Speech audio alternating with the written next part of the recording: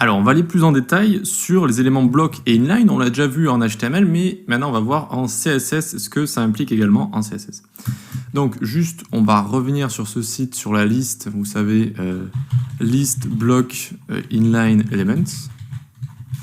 Donc, on va retourner sur le site W3 School. Si on arrive à le trouver, voilà, super. Et donc, on a toute la liste des éléments block et des éléments inline. Alors, les plus célèbres des blocs, ça va être les divs, les paragraphes, les H1, les HR également, c'est vrai, les H1, les formes, footer, voilà, tout ce genre de choses. Les listes UL également sont des éléments blocs.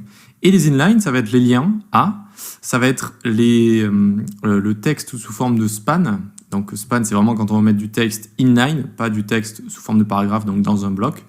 Ça va être les boutons, ça va être les images, ça va être les icônes. Voilà. Alors, il n'y a pas besoin de toutes les connaître par cœur. De toute façon, vous allez le voir assez rapidement quand vous en créez un, vu qu'ils ont leur petite spécificité qu'on va voir maintenant tout de suite. Alors, hop, on se ferme ça. Tac, tac, tac, très bien. On est là dans le margin, on est dans une div, on est donc en présence d'un élément de type block. D'accord?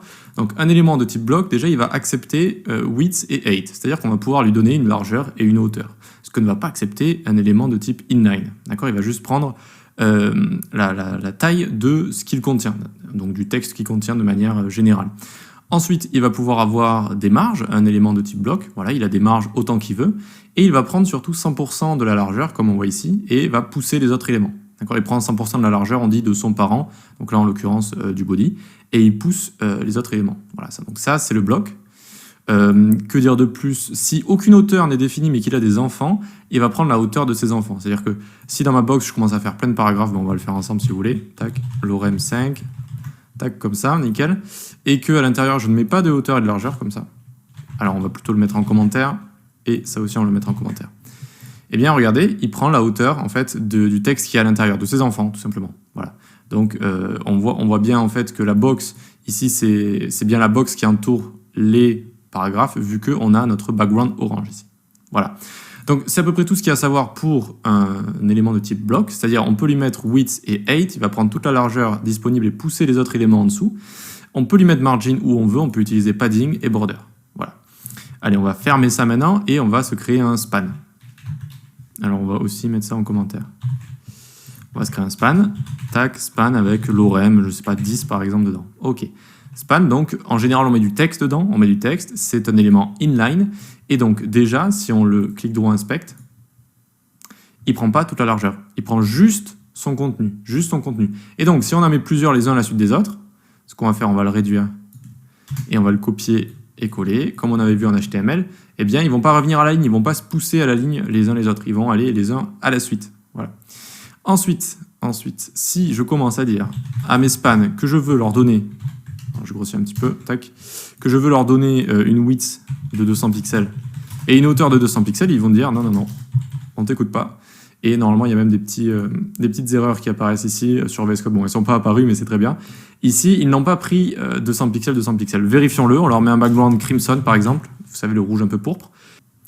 Donc là, 200 pixels, ça ne fonctionne pas, d'accord? C'est-à-dire que tout simplement, ça ne fonctionne pas sur les éléments de type inline. Voilà. Aussi simple que ça, il n'y a pas autre chose à dire là-dessus. Ce qui ne va pas fonctionner également, c'est si on met du margin top, par exemple, regardez. Je mets 10 000 pixels de margin top, même 100 000, eh bien rien ne se passe, ça ne fonctionne pas, tout simplement. La même pour margin bottom. Ça ne fonctionne pas également. Margin top et bottom ne fonctionnent pas. Mais margin à gauche et à droite, donc left et right, vont fonctionner. Regardez, si je fais margin 0 pixels en haut et en bas, de toute façon, ça ne fonctionne pas. Et je commence à mettre 5 pixels à gauche et à droite. Ça va venir un petit peu plus les séparer. Si je mets 15 pixels, tac, ça va venir un petit peu plus les séparer comme ça. D'accord? C'est pour donner la possibilité en fait de séparer un petit peu les textes comme ça. Ok, très bien. Maintenant, on va voir encore autre chose pour terminer. Alors, on va juste mettre un span, tac, histoire d'en avoir juste un seul. Et on va mettre du padding. Est-ce que le padding fonctionne? Eh bien, on va voir ça tout de suite. 50 pixels, hop, il fonctionne. Regardez, hop, il fonctionne, mais quelque chose de bizarre. On dirait que le padding top n'a pas fonctionné. C'est pas qu'il n'a pas fonctionné, en fait, c'est que, vu que c'est des éléments en ligne, ils ne vont pas pousser les autres éléments comme les types blocs. D'accord? Donc là, il y est, en fait, le padding, mais il dépasse notre navigateur. Et regardez, si je rajoute des éléments au-dessus, donc, hop, ça va venir, les éléments blocs, eux, vont venir pousser. Ah, j'avais la souris un peu descendue, peut-être, alors attendez. histoire qu'on ait vraiment le... Oui, non, mais c'est ça, c'est ça. J'ai cru que j'avais la souris un petit peu trop descendue, mais ça va. On rajoute donc du contenu, hop, et ça va venir pousser notre élément ici. Vous voyez les 3 blocs ici qu'on a, 3 blocs qui sont dans notre box, et ça le pousse. Et donc en fait, oui, le padding fonctionne. C'est juste que, eh bien, il dépassait de notre navigateur, comme quand on avait ceci. Comme quand on avait ceci, il dépassait du navigateur. Voilà. Donc, c'est les différences entre span et bloc. Donc, la différence majeure, ça va être vraiment width et height. Impossible avec notre inline, d'accord? Impossible avec notre inline. Margin top et bottom.